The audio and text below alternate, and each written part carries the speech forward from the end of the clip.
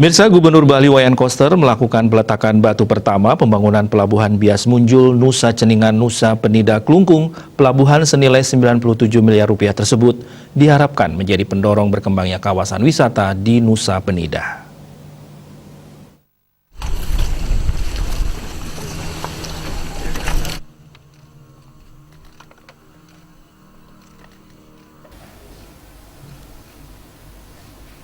Peletakan batu pertama atau groundbreaking pembangunan Pelabuhan Bias Munjul Nusa Ceningan Nusa Penida Klungkung diawali upacara ngeruak, mendem pedagingan dan sembahyang bersama yang dipuput Ide Resi Agung Bang Bodhisatya Sidinata Daksa dari Gereja Agung Metering Jagat.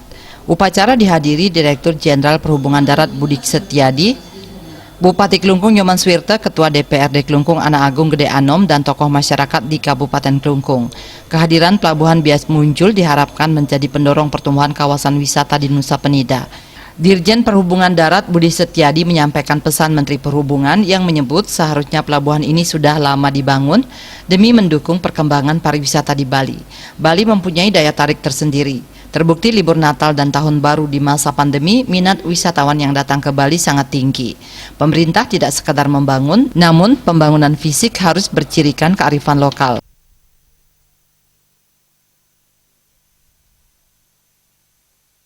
Kepada saya untuk dermaga yang tadi kita penyeberangan itu barangkali juga saya merasa kita sudah cukup lama sekali Indonesia merdeka dan kemudian di daerah Nusa Penida Ceningan industri pariwisata sudah demikian bagus, namun demikian dermaga masih belum terbangun dengan baik. Nah, untuk itu kami menyampaikan kepada Pak Gubernur dengan Pak Bupati, pada prinsipnya kami siap Pak untuk membangun yang lain dengan catatan mungkin Bapak nanti komunikasi dengan Pak Menteri, dan saya yakin Pak Menteri itu demikian aware, demikian respon terhadap permintaan daerah yang memang sangat dibutuhkan oleh masyarakat, apalagi untuk kepentingan Indonesia yang lebih baik.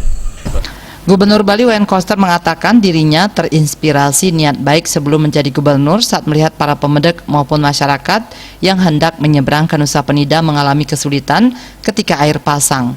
Saat itu ia berjanji seandainya dirinya bisa menjadi gubernur, dirinya akan membangun pelabuhan.